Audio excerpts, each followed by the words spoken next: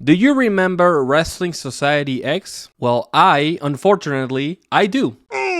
Around the year 2007, MTV and Big Vision produced the wackiest, weirdest wrestling TV show I've seen in quite some time. Wrestling Society X was set up as a sort of underground fight club from the WSX bunker. It was a wrestling TV show that also incorporated some musical guests because, well, we're in MTV. The promotion combines some of the aspects of the old ECW with some straight up Michael Bay shit. WSX paved the way for a show like Lucha Underground to work.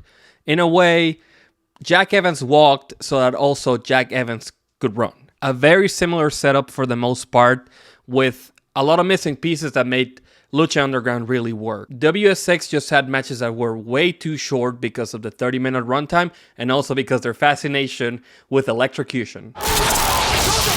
It is weird seeing the combination of the well-established names. We have people like X-Pac, Vampiro, New Jack, and then you have people that are trying to build their name, like Seth Rollins, like Scorpio Sky, like Matt Sydal. Yes, big wrestling stars Scorpio Sky and Evan Bourne. So I'm gonna put myself through the ringer. I'm going to watch all 9 episodes and the secret season finale of Wrestling Society X, starting with the first 4 episodes of this truly bizarre piece of wrestling media. I did want to mainly focus on the actual show, the storyline part of it, because a lot of the times the matches are short, like I said, and there's only so much that I can say about a match. Episode 1. Welcome to the bunker. Welcome to Wrestling Society X. My name is Chris Claus, standing next to Brenner. And tonight, our main event... The show starts and it has this Spike TV in the 2000s feel that we all yearn for. They just kind of throw you there and they just want you to fend for yourself. The announcer is very, very animated. Not with the whimper, but with the...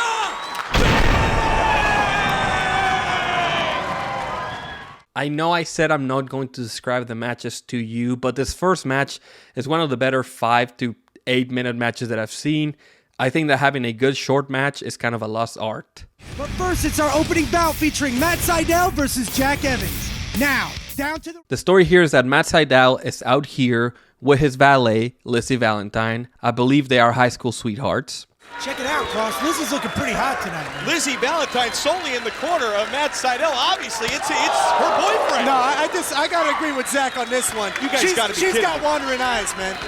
And real quick, I am very, very happy that this brand of Jerry Lawler commentary is not prevalent in wrestling anymore because it is so cringe, man. Matt Sydal ends up coming up short and they run an angle where Lizzie Valentine does in fact have wandering eyes for Jack Evans.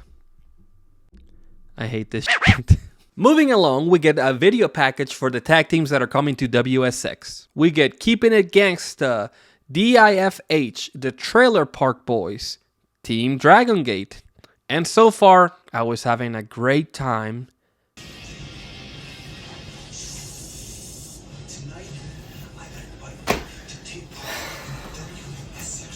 New Jack is also here. He threatens the racist member of the roster, Chris Hamrick. Tonight, your ass gonna get beat to believe that punk. And I'm hoping that New Jack is the last problematic member of the roster. I am the past, present, and future of professional wrestling.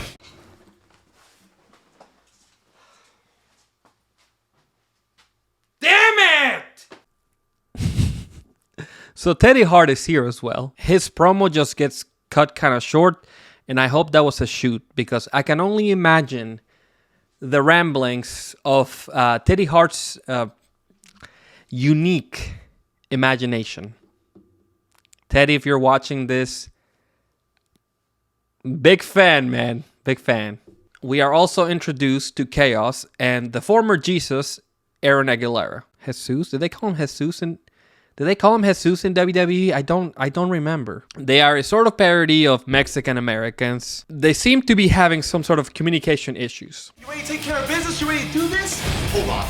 Come on, no more man. Can't you see I'm talking to the mamacita? I'm focused, you stay focused. The main event for this first episode is the WSX Rumble. Wrestlers 1 and 2 start the match, and a new wrestler enters every 45 seconds thereafter. Once all 10 men have entered, the 2 contracts will be in play. Wrestlers are eliminated if they're thrown over the top rope and onto the floor. We've got tables, live electrical wire, and a steel cage rigged with explosives. There has never been a match like this before. The first entrant is just incredible, and I have to endure him again.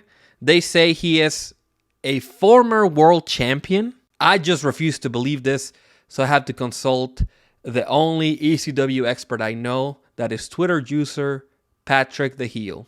And he was able to confirm that ECW did in fact run shows outside of the US, meaning that Just Incredible was technically a world champion.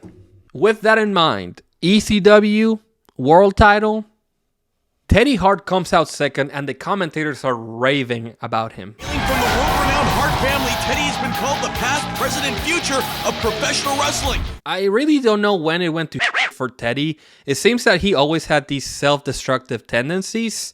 I wish that I could talk to the commentators and I could just warn them about him. Chaos is out next, and he is built from Colorado Springs? Interesting. His gimmick is that he parties too much, I guess. The actual living legend Vampiro comes out, and he is built from Mexico City. So they do a recap of what happened during commercial, and this is the part that I don't understand. As far as I remember, the show was not live. So why skip on the action? Why not just show it to me? Are we pretending it's live? What's the deal?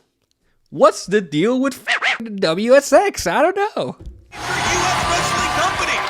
Oh, he ducks under. Boom! There goes from 6 My good God. You know what I like? We are back, and Six Pac is here, and holy shit, he is cleaning house. He does a Bronco Buster, which one of the commentators says, Dude, I do that with the wife every night. New Jack attacks Chris Hamrick. He does not care about winning this match at all whatsoever. He hits the ref with a guitar because the ref was preventing New Jack from attacking Chris Hamrick. So he sets up Hamrick on a table that is near this big container, and he jumps and, he does a dive onto him. While this is happening, both Luke Hawx and Chaos are also going through a barbed wire explosive contraption of some sort, and Alcatraz is being put through another table, and I'm just like getting whiplash from this. I'm like looking everywhere, trying to figure out what's going on here. But you know what? I love it. This is pro wrestling. This is what pro wrestling should be. Youth Steve. I don't know if I can say that word on YouTube or not. So for this video, we're just going to call him Steve. Steve is trying to grab one of the contracts that's up above the ring, and it doesn't go well for him. From behind. And the match finally ends, thank God, with Six Pac and Vampiro grab 2 of the contracts. Episode 2, A New Champion. Fans, welcome once again to Wrestling Society X. Now, last week we witnessed the evolution of professional wrestling. So episode 2 is already very different from episode 1.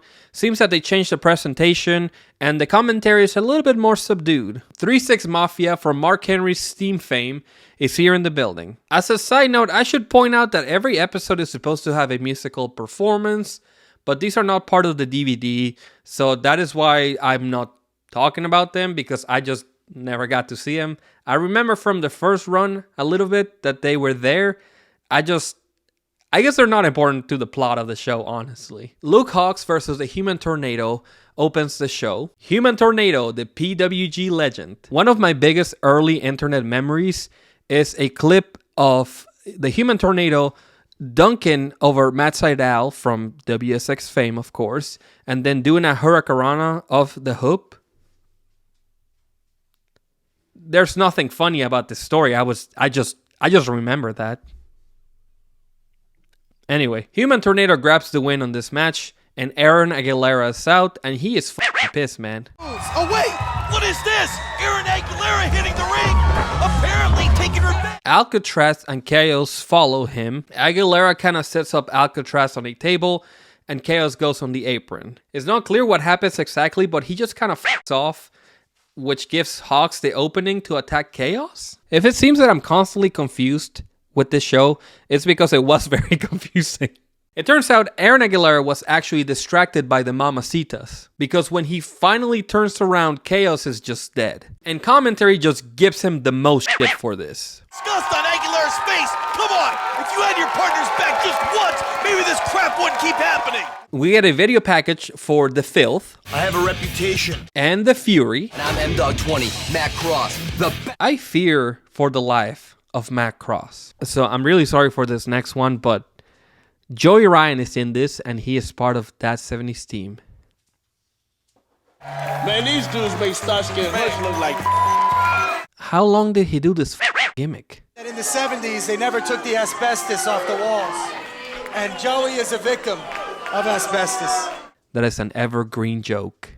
I unfortunately had to endure Joey Ryan and his bare ass, and he won the match with the least dangerous super kick in the world. Listen, honestly, I just hate this guy. I hate his stupid gimmick, his stupid clothes, his dumbass name. I just hate him. I just think he sucks. He just sucks. We are now introduced to the Trailer Park Boys, and this is somehow not gimmick infringement. I have a relation. Her name is Jackie, and she has a couple of boys. These are two gentlemen who are adults already. They should have jobs. They should have some sort of career goals, yet they don't. The main event is introduced by the insane WSX announcer, and it is for the WSX World Championship. WSX Championship. World Championship? I don't know. Is it a World Championship? Probably not. 6-Pac versus Vampiro in WSX rules. Whatever that is. There is a coffin outside of the ring. Also, in this episode, Vampiro is from the darkest depths of hell instead of Mexico City. This match is actually pretty great. I actually enjoyed it. It has a lot more wrestling, and the editing lets you enjoy the beats of the match. I recommend you actually go back to watch this. It's only like 7 minutes, so yeah, it's good. It's just good. The final spot of the match comes when both guys are out in the apron near the coffin. Vampiro gives 6-Pac a low blow, followed by the most insane tombstone pile driver onto the coffin.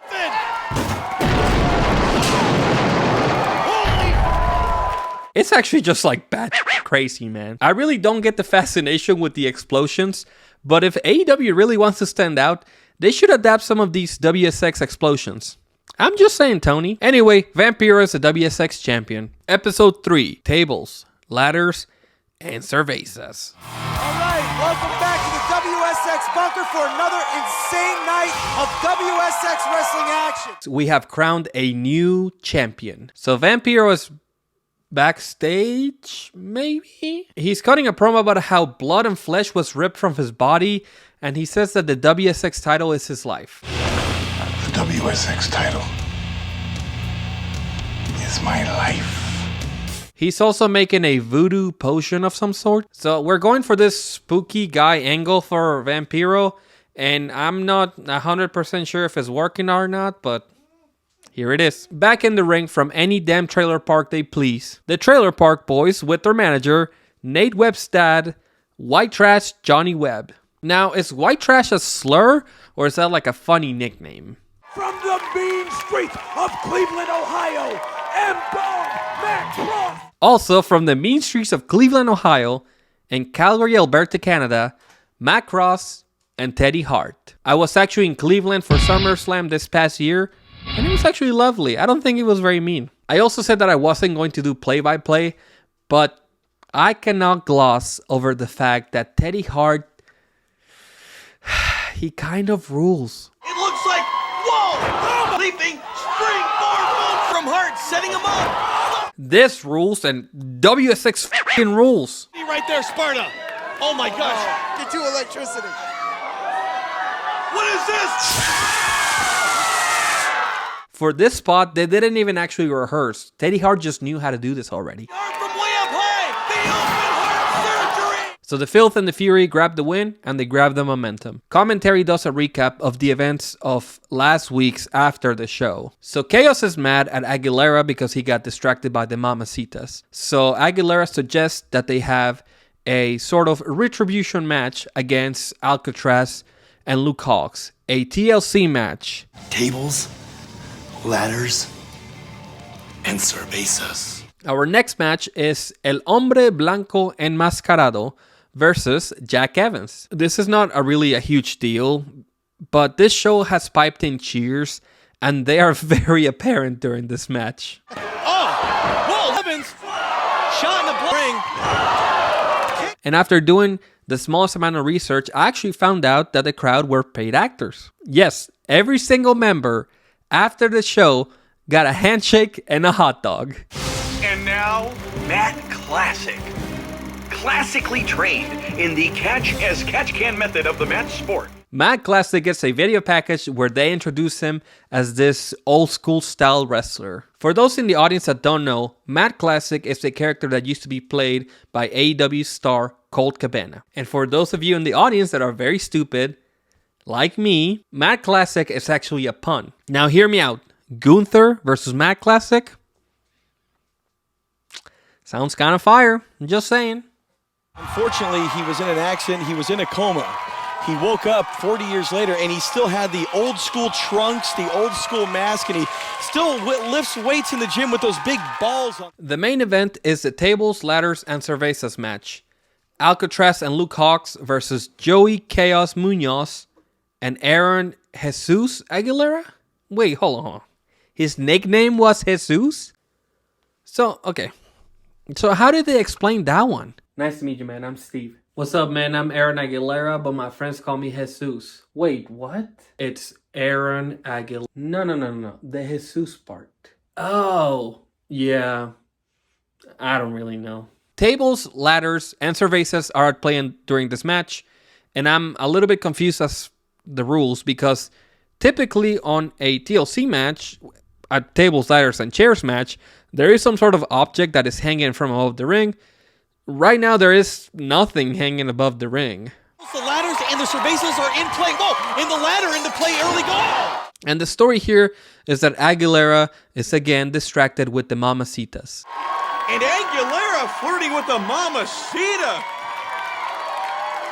Oh, moonsault! No, he missed! The match ends after Chaos falls onto a 6-pack of cervezas. Oh my goodness, face first! And it turns out the match was a fall to a finish, so thank you for that. Los Pochos once again take the L. Oh yeah, and the commentary table is eating Quiznos, and they don't explain it. Episode 4, 1,000 Deaths. We'll light it up, 'cause it's time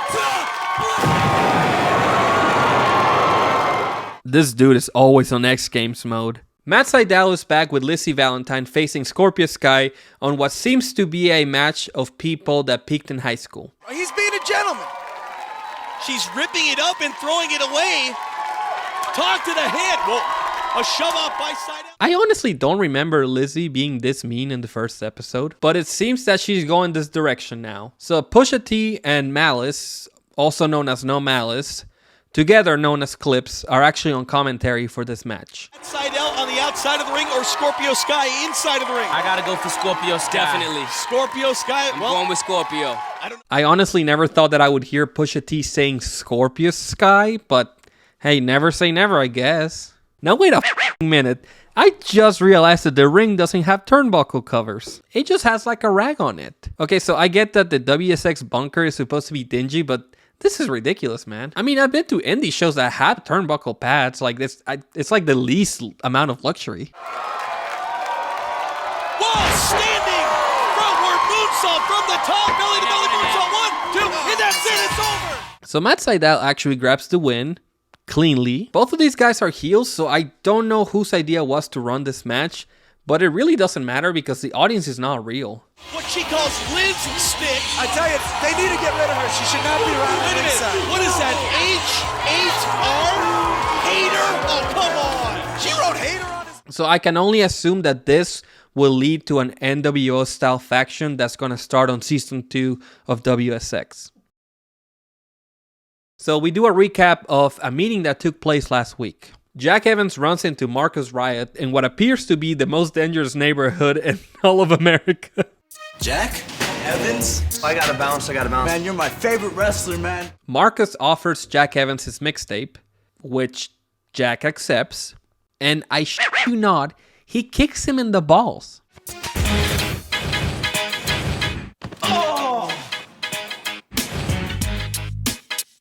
Next up, we got Baby Slim and Ruckus hanging somewhere in this fucking hellhole of a venue. Ruckus is looking for his special ladder, but he cannot find it. What you looking for? My ladder we just took, man. I can't find it nowhere. Slim just kind of blows him off, and he's like, that ladder is a piece of junk. To which Ruckus responds, A piece of junk, that ladder's gangster. But listen, Slim is a good friend, so he gets Ruckus a brand new blinged out ladder. So keeping it gangsta is now out in the ring, and they call out any tag team. And this next match I am not very excited for, as I have to sit through another Joey Ryan match. What do you guys think of the disco machine? I mean, come on, what is this? He looks like a big midget. Thankfully, Ruckus is fucking awesome, man. This means business. Whoa, look at that. I do want to bring up that Pusha T brings up Joey Ryan's partner's ass tassels at least like 5 times. He has tassels on his ass. I'll do it. Ass tassels. It's nothing like ass tassels. That's it. Cancel Christmas. Keep it Ass gangster. tassel never got back in the ring. Get ass tassel. Ass tassel got his disco ball broken. So I mean, do with that what you will. For those of you who don't know, I am the anarchist, Eric Cannon. The fucking spelling of this guy's name just kind of pisses me off. And unlike Slim, Eric Cannon is actually a bad friend. And if that's what I'll do to my friends, wait till you see what I do to the competition here in Wrestling Society X. The next match is what I guess is the main event. Is El Hombre Blanco Enmascarado versus the Human Tornado. Wait a minute! The tornado! Something happened to the tornado! They killed Human Tornado, man. Animals! Human Tornado, man. Well, anyway, 6-Pac is out here now. He completely jabronis Hombre Blanco. And then he calls out Vampiro. Seems like they're about to have a match. I don't know what the rules are going to be. And oh my god, that is Ricky Banderas. What the? Look at the side of the face. For those that don't know, Ricky Banderas was actually a pretty big name in Lucha Libre in Mexico in the early 2000s and a little bit of the mid 2010s. Banderas also went on to become Mil Muertes in Lucha Underground and be their main bad guy in a way. Anyway, he threw a fireball at Vampiro and WSX abruptly ends. Unleashed hell on Vampiro! So I don't think that a lot happens in these first 4 episodes. I think that WSX takes at least 3 episodes to find their identity and see what they want to do.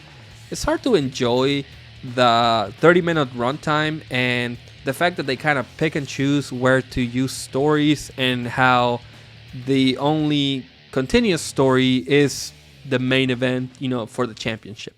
And this is not to put down any of the talent in WSX. I think there were a lot of really talented people, and Teddy Hart as well. I actually have a ton of love for this show, and this is why I wanted to do this in the first place. I'd love to finish the series, honestly. If you enjoyed the ramblings and the breakdown of this, please let me know. Leave me a comment, tell me what you think. Share with your friends, all that good stuff. Tell me if you remember any of WSX or if this just sounds like a made-up show. Subscribe if you want to see the remainder of the episodes of the show. I am Carlos. This is Midcard.